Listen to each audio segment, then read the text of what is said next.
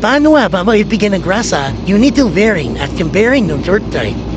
Una, lagyan nyo ng grasa sa may shafting. Yan.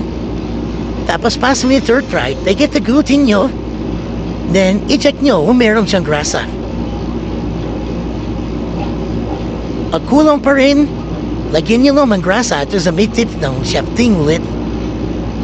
Diba? Yan, lagyan nyo ulit para ipagpasok din ng dirt trike, manalagyan siya ng grasa.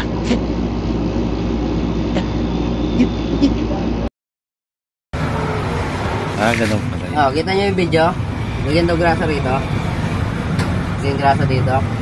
Oh, pindutin mo lang. Oh.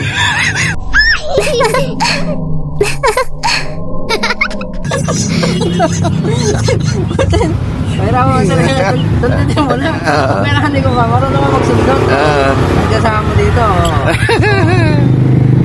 Oh. Dahil ko nakikita sa video eh, ganun ginagawa eh. Oh. Tapos punasan mo yung sobra, nagrasa.